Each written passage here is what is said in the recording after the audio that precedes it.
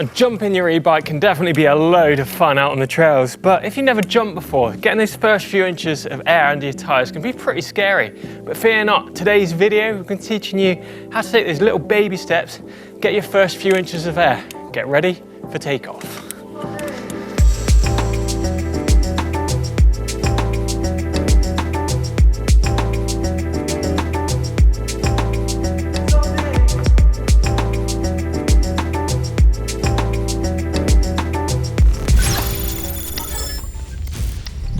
Now, before you even hit the jumps, it's a really good idea just to get used to riding your bike on the flat, just loading the suspension up and unloading it. It's going to give you that same kind of sensation as when you hit the takeoff for the first time. The bike's going to go heavy, then it's going to go light.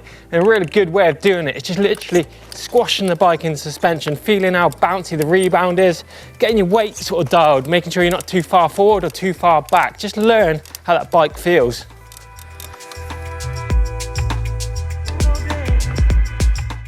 When it comes to setting up your e-bike for jumping, there's a few things you definitely want to think about. First up is tyre pressure.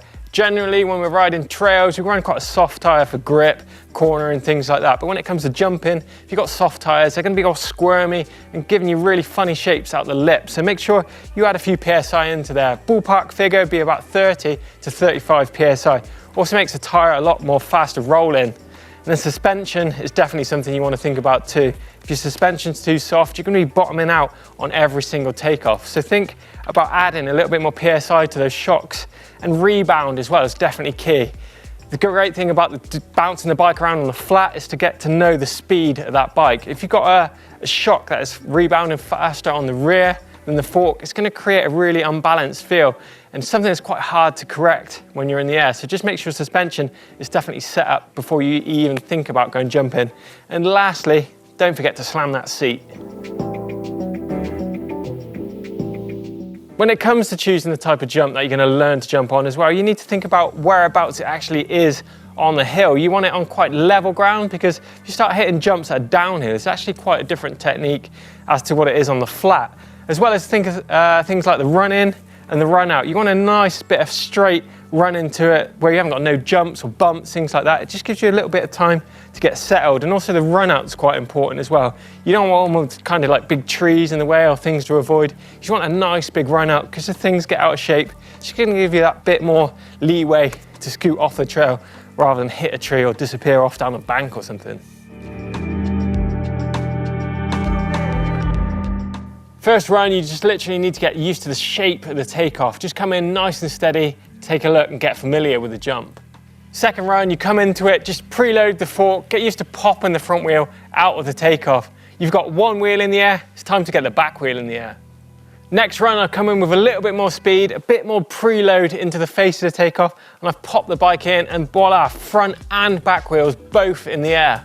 So finally, I've made the landing. All I've done is just increase my speed and my pop each time, working my way across the tabletop inch by inch, and I finally got the bike into the nosedive position and landed the tabletop nice and smooth. When it comes to jumping your e-mountain bike, your head can definitely play a big part in it as well. So don't let your brain overrun your riding. Try and visualize it, commit to the jump as well. And confidence in your own abilities is definitely key when it comes to jumping. When it comes to learning to jumps, there can be some pretty sketchy moments. This is how we're going to avoid them. You really need to relax. If you go all stiff and you get all scared, then you're going to be doing a dead sailor, which is kind of sailing through the air. You're locked up, your arms are all rigid, your legs are rigid, and as soon as you hit the ground, every shock gets amplified through your body. Thing is, if you get into a funny shape and you're all stiff, you're probably going to crash. Whereas you're relaxed, it lets the bike move, and it lets you and your body move as well.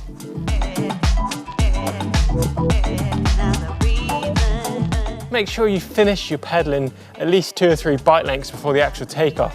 That way it gives you a bit of breathing space, thinks about where your feet are going to be, gives you time to load the suspension up. If you're pedaling all the way up a takeoff, your feet are going to be in the wrong place, your head's going to be in overdrive, and it's not going to look very pretty at all.